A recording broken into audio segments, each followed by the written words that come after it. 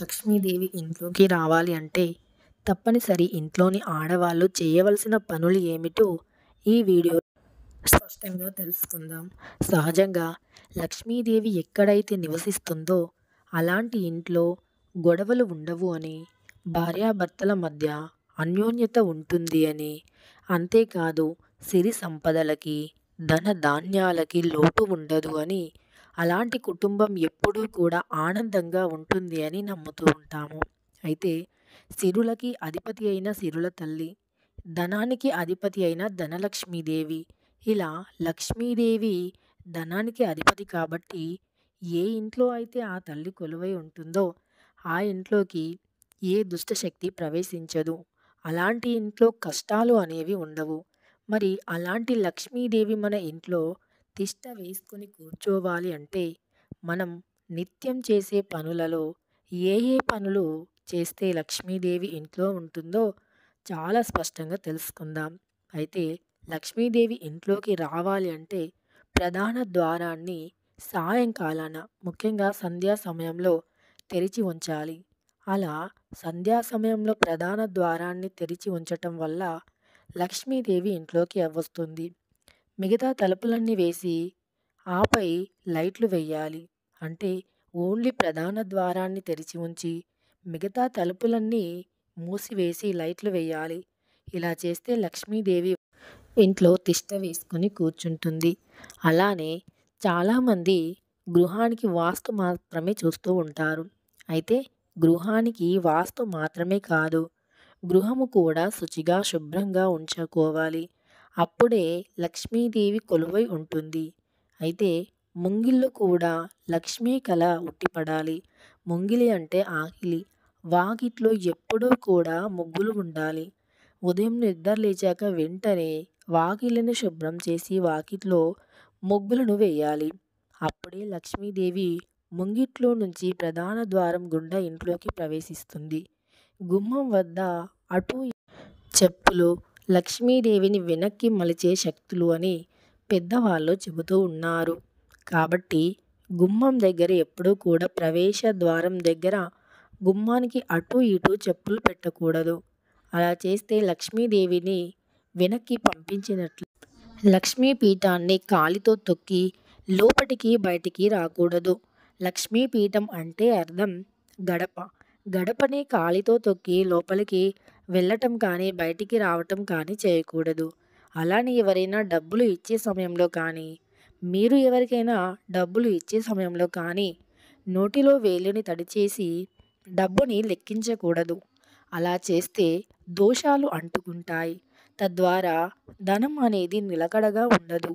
అంతేకాదు సత్యంగా మాట్లాడే వారిలోనూ, శ్రీ మహావిష్ణువు యొక్క భక్తులలోనూ, అంతేకాదు సాలక్షణమైన గృహంలోనూ, అంటే సాలక్షణం అయితే ఎవరి ఇంట్లో అయితే ప్రశాంతంగా ఉంటుందో, ఎవరి ఇల్లు అయితే శుభ్రంగా సువాసన భరితంగా ఉంటుందో వారి ఇంట్లో ఉంటాను అని లక్ష్మీదేవి స్వయంగా విష్ణుమూర్తితో చెప్పిన మాటలు.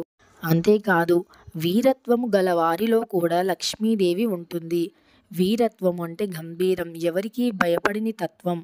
ఇక తప్పుకి ఎదురు తిరిగి మాట్లాడే శక్తి, ధైర్యం ఉన్నవారి వెంటే లక్ష్మీదేవి ఉంటాను అని తాము స్వయంగా చెప్పింది.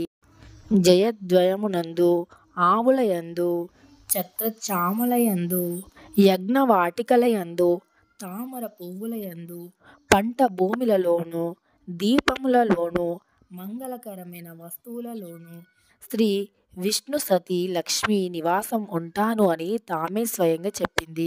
ఇంకా ఇంటి ఇల్లాలి చిరునవ్వుతో ఉన్న చోటు, తులసి చెట్టు ఉన్న గృహములలో, ఆవు ఉన్న గృహములలో, అతిథులను ఆదరించి గృహములలో అతిథి మర్యాదలు, అతిథి సత్కారాలు చేసి సంతృప్తితో వారిని ఏదో ఒకటి ఇచ్చి, అంటే ఇంటికి వచ్చిన వారిని ఖాళీ కడుపుతో పంపించకుండా, ఖాళీ చేతులతో పంపించకుండా ఎవరి ఇంట్లో అయితే వ్యక్తులు వ్యవహరిస్తారో అలాంటి ఇంట్లో నివాసం ఉంటారు అని, ఇంకా సంధ్యా సమయం నందు దీపాన్ని వెలిగించడం, ఓర్పు సహనం యందు, ఉసిరి చెట్టు యందు, గొబ్బిమ్మల యందు, కలువల యందు, పద్మముల యందు, తెల్ల పాల యందు, కన్యల యందు, కల్లాపి చల్లిన ముగ్గు పెట్టిన గృహముల యందు జీవహింస చెయ్యని వారి ఇంట శ్రీ లక్ష్మీదేవి నివాసం ఉంటుంది అని, స్థిరంగా ఉంటాను అని, అలాంటి ఇంట్లో ఎట్టి పరిస్థితుల్లో అలాంటి ఇంట్లో నుండి వెళ్ళను అని లక్ష్మీదేవి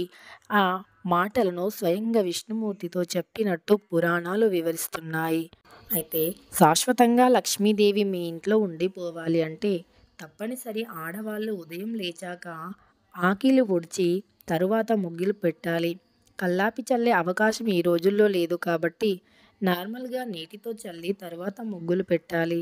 ఆ తరువాత లక్ష్మీదేవి ఇంట్లోకి రావాలి అంటే ప్రతి శుక్రవారం మరియు మంగళవారం రోజుల్లో ఇల్లు తుడిచే నీటిలో కొంచెం పచ్చకర్పూరంతో పాటు కొంచెం దొడ్డుప్పుని తీసుకొని ఇల్లు తుడిచే నీటిలో వేసి ఆ తర్వాత ఇల్లుని తుడిచాలి.